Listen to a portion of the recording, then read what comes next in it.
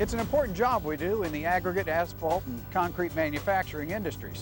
After all, we're more or less responsible for creating the roadways that literally keep this country moving. The process all begins right here, rather modestly, with aggregate. By mixing fine and coarse aggregate with Portland or asphalt cement, we're able to manufacture a quality product that's durable and serves us well. But in recent years, the process of stockpiling and loading aggregate has become more critical. Quality-conscious customers have begun to sample asphalt and concrete on a more frequent basis, with the goal of assuring the products they buy are a proper blend of aggregates.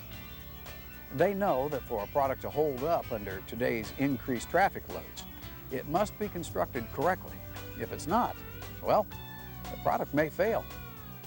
To an aggregate manufacturer, this often means a customer returns a shipment but refuses payment, or accepts a shipment but pays only a portion of the asking price.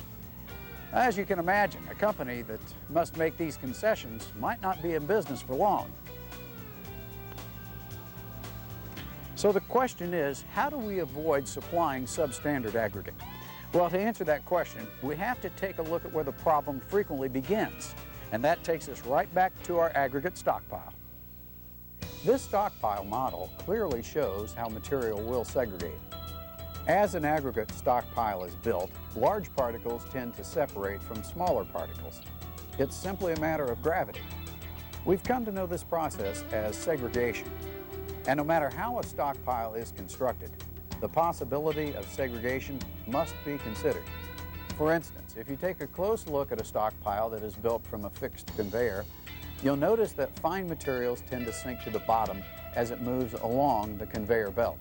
As a result, the fine material drops directly down the conveyor to the inside of a stockpile. Larger material, on the other hand, is projected away from the conveyor to the outside of a stockpile. The result?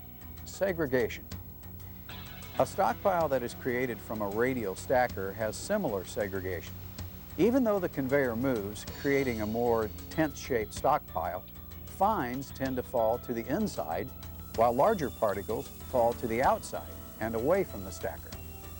A stockpile built from end dumping often exhibits even more dramatic results. During transportation, fines again tend to settle to the bottom of the truck bed. So when the truck dumps its load, the fines fall directly down the dump wall to the inside of the stockpile. Coarse material, once again, gravitates to the outside. Truck-built stockpiles made by dumping truckloads of aggregate adjacent to each other also are segregated. The problem of segregation really comes to light as a front-end operator begins to load a truck or bin. Now, imagine what happens if an operator takes his load from only one point within a pile. For a product like asphalt or concrete, whose formula relies on a cross-section of aggregate to assure strength and durability, well, we've just greatly compromised that formula.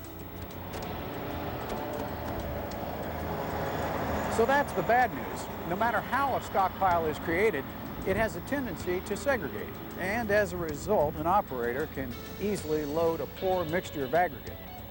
But there is some good news. Segregation can be overcome with a relatively easy loading procedure. Knowing that fine material just naturally separates from coarse material in a stockpile, a loader simply needs to make sure that he loads from all portions of the pile, and as a result, blends an even mixture of fine and coarse material. This procedure can best be accomplished by repeatedly taking bucket loads from across the entire face of a pile.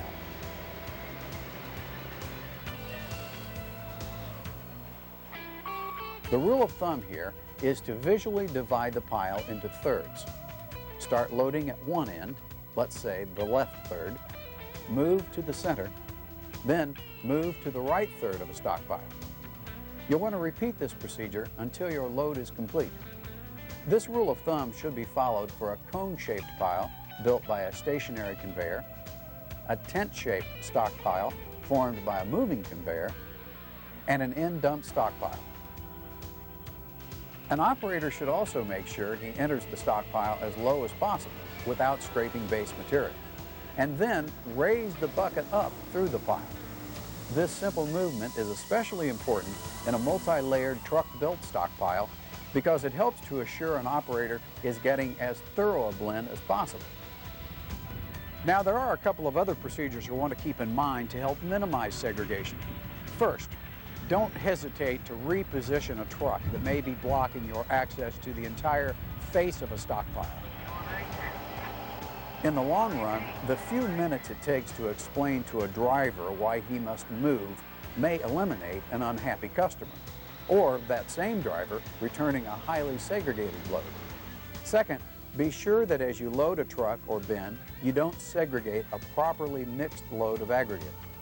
For a standard tandem dump truck, that means gently rolling the aggregate into the truck bed, rather than dropping it from an unnecessary height. When loading an 18-wheeler or a belly dump, load the aggregate in 3 steps across the bed of the truck.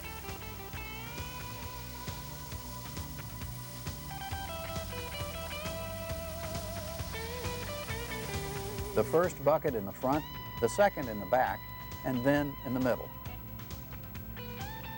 You should repeat this front, back, middle procedure until the truck is full. Also, remember to just roll the load from the bucket. Again, this helps to further minimize segregation. So there you have it, some very simple procedures that will help minimize the very serious problem of segregation. After all, it's an important job we do in the aggregate, asphalt, and concrete manufacturing industry. By minimizing segregation, we not only help assure that our businesses remain profitable, but that the roadways we build will be around for the long haul.